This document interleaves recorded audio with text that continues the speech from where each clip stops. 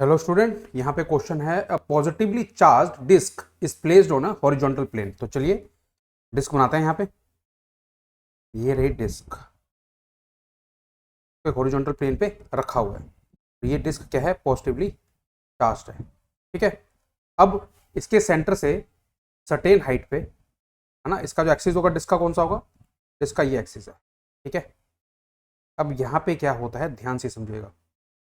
एक particle release किया जाता है। ए charge particle is release from a certain height on its axis. Charge particle को मैं मानता हूँ ए पॉइंट से रिलीज किया गया।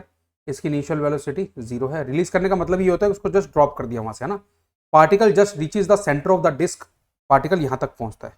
सेंटर को सी ले लिया मैंने। ठीक है। Select the correct alternative. तो यहाँ पे क्या हुआ होगा, देखो पहले क्या हुआ होगा।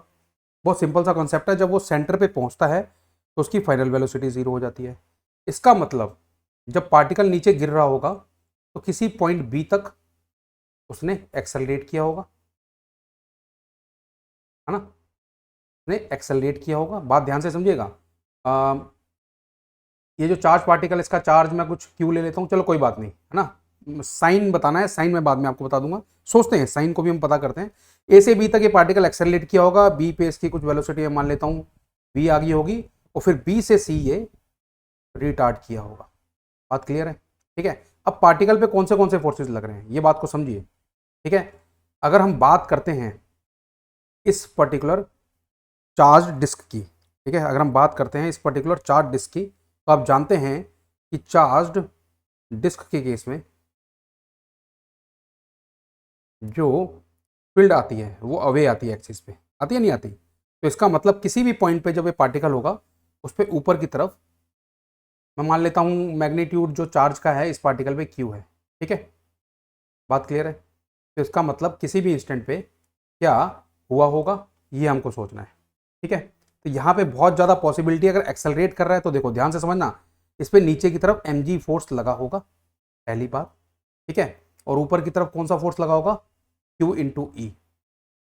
यानी कि डिस्क ने इसको रिपेल किया होगा। डिस्क ने क्या किया होगा? ठीक है ना। ये एक्सेलरेशन को छोड़ दो, इसकी टेंशन नहीं है। पहले डिस्क ने इस पे, क्या कभी भी डिस्क ने इसके ऊपर की तरफ क्यू फोर्स लगाया होगा। ये कब पॉसिबल है? जब ये चार्ज आपका पॉजिटिव हो। तो ये पॉजिटिव चार्ज है। ए टू बी ये सिचुएशन है ना। ए टू बी सिचुएशन ये है। बट एम क्या है किसी भी इंस्टेंट पे क्यू इंटू ई से बड़ा है। बात क्लियर है? एम क्या है किसी भी इंस्टेंट पे क्यू इंटू ई से बड़ा होगा। ठीक है। तो particle A to B accelerate कर रहा होगा। हाँ ठीक है। ई वेरिएबल है वो एक बात है।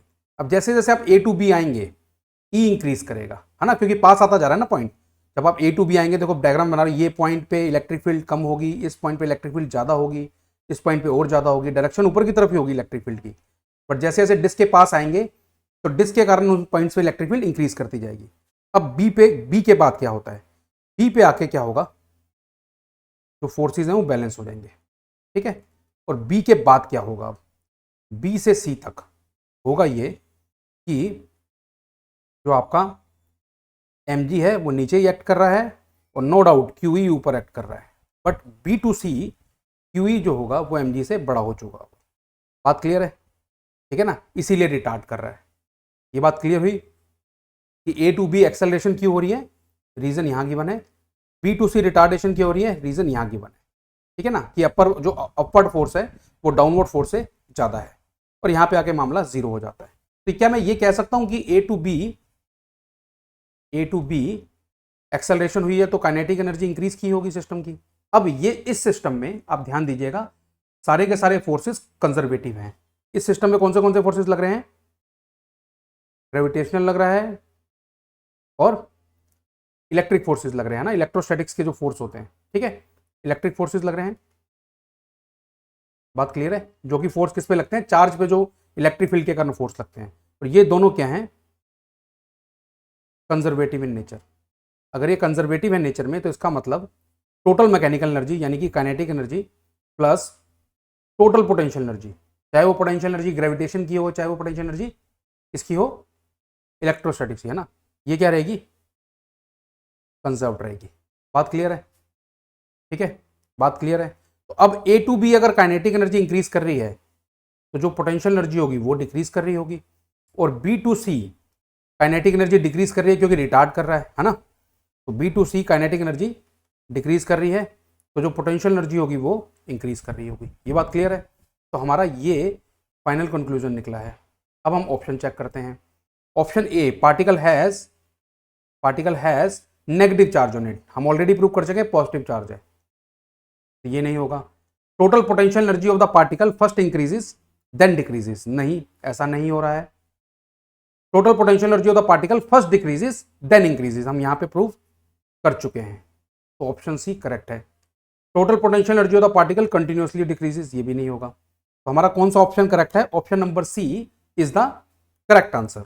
Option number C is the correct answer. तो आई होप आपको क्लियर है। यहां पे एक चीज नहीं बताई है इन्होंने कि एमजी एक्ट करेगा, है ना। ठीक है, अगर सिर्फ चार्ज के बेस पे देखोगे, आप सिर्फ चार्ज के बेस पे देखोगे तो ये मतलब जैसे कि एक पॉजिटिवली चार्ज डिस्क रखी है, ऊपर से आपने पॉजिटिव चार्ज छोड़ दिया और एमजी एक्ट नहीं कर रहा।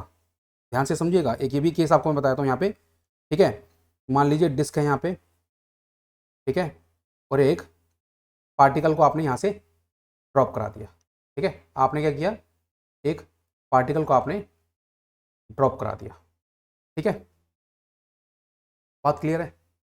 ठीक है, और mg नहीं लग रहा, से समझिएगा, mg नहीं लग रहा, तो होगा क्या, u इक्वल टू 0 है ना, तो इस पार्टिकल पे q इंटू ई हमेशा लगता रहेगा ऊपर की तरफ, तो ये पार्टिकल नीचे आएगा ही नहीं। बात समझ रहे हो? ये पार्टिकल हवा में है कहीं पे, और मैं मान रहा हूं कि इसका जो mg है यानी कि वेट है, mg इसका नेग्लिजिबल है। तो उस केस में तो डिस्क के कारण इस पार्टिकल पे जो फोर्स लगेगा ऊपर की तरफ वो क्यू ही लगेगा, और ये पार्टिकल कहीं नीचे आने ही नहीं वाला, नीचे मूव ही नहीं करेगा। बट वो पॉसिबल तो है नहीं, यहाँ पे तो केस को छोड़ दिया है, तो यहाँ पे जो हमने सॉल्व किया वो mg से सॉल्व करेंगे और mg से ही सॉल्व होगा, है ना। और कोई फोर्स हो ही नहीं सकता जो नीचे की तरफ लगे। तो I hope I have answered your question. Thank you very much.